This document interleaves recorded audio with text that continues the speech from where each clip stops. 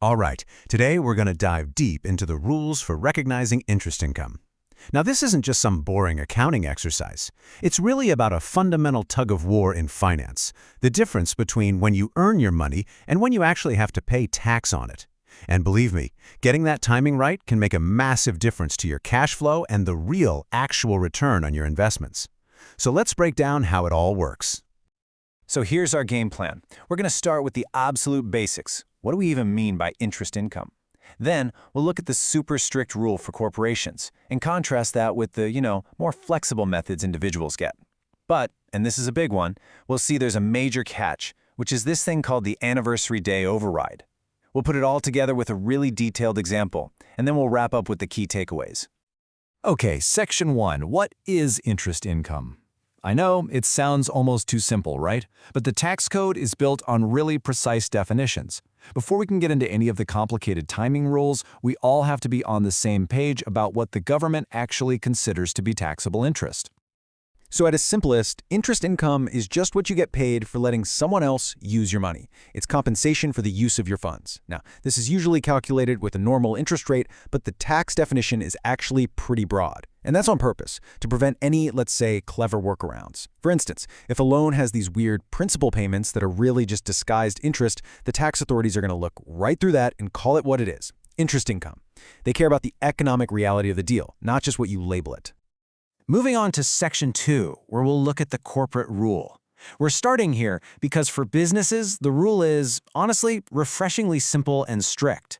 It's a really clean baseline that's going to help us understand all the complexities and choices that individuals have to deal with later on. For corporations, there's one method, and that's it. It's mandatory. And that one rule? It's the accrual basis. This means a corporation has to report interest income as it's earned, pretty much day by day. It doesn't matter if the cash hasn't shown up yet. It doesn't even matter if the payment isn't legally due yet. If time has passed and that income has been earned, it has to be included on that year's tax return. Let's see what that actually looks like with some numbers. Okay, let's break this down. Let's say a corporation has a December 31st year end, and it makes a $10,000 loan on October 1st of year one. Now, look at that first line for year one. Even though no payment is due, the company has earned 3 months of interest: October, November, December. So that's $10,000 times 10% times 3 divided by 12, which is $250. That $250 must be recognized as income in year one. Then in year two, you see the effect of compounding. For the first 9 months, interest is still building up on that original $10,000, which adds another $750. But on October 1st, the first year's total interest of $1,000 gets added to the principal. So the new loan balance is now $11,000. For the last 3 months of year two, the interest is calculated on this bigger amount, adding another $275. So you add the $750 and the $275, and that's how you get a total of $1,025 recognized in year two, all while not a single dollar of cash has actually been paid to the company. Okay, so that's the corporate world. Pretty simple, pretty strict. For individuals, though, the system gives you a bit more flexibility. But as we're about to see, that flexibility comes with a very, very important catch. For individuals, you get two main methods you can choose from: the receivable method and the cash method. But, and this is huge, both of these methods are subject to a powerful overriding rule called the anniversary day accrual rule, which kind of acts as a backstop. So it's not really a third choice so much as it is a mandatory limit on the first two. And a key point here is that you can actually pick different methods for different investments you have. So let's look at those first two options. The receivable method is all about legal entitlement. You recognize income when you have a legal right to it, when it's due and payable, even if the check is still in the mail. The cash method is way simpler. It just aligns with your bank account. You only recognize income when the money actually shows up. Now, on the surface, that cash method seems to open a massive door for tax planning. Couldn't you just structure a loan where the interest isn't due for, say, 5 years and just defer the tax indefinitely? Well, not so fast. Because that question leads us directly to the single most important rule in this entire discussion for individuals.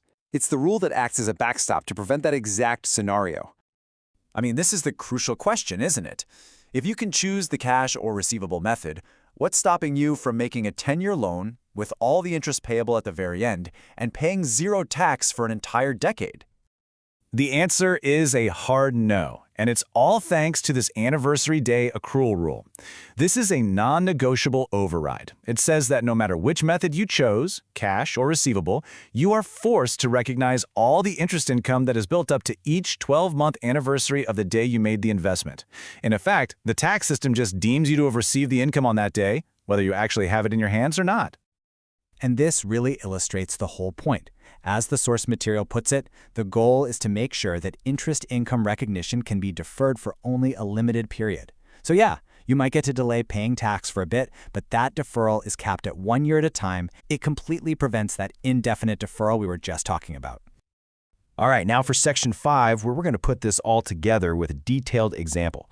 This is where the theory of that anniversary day rule really meets the reality of filling out a tax return.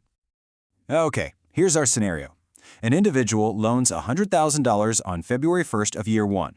The interest is 12%, and it compounds every year. Now the key here is that the entire loan plus all the interest is going to be repaid 2 years later, on January 31st of year 3. No payments are made at all in between. So before we can even think about taxes, we have to understand the math of the loan itself. So let's just calculate the total interest earned and ignore taxes for a minute.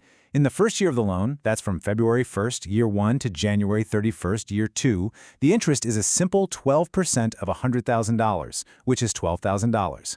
That then gets added to the principal. So for the second year, interest is now calculated on that new, bigger balance of $112,000. So 12% of that is $13,440.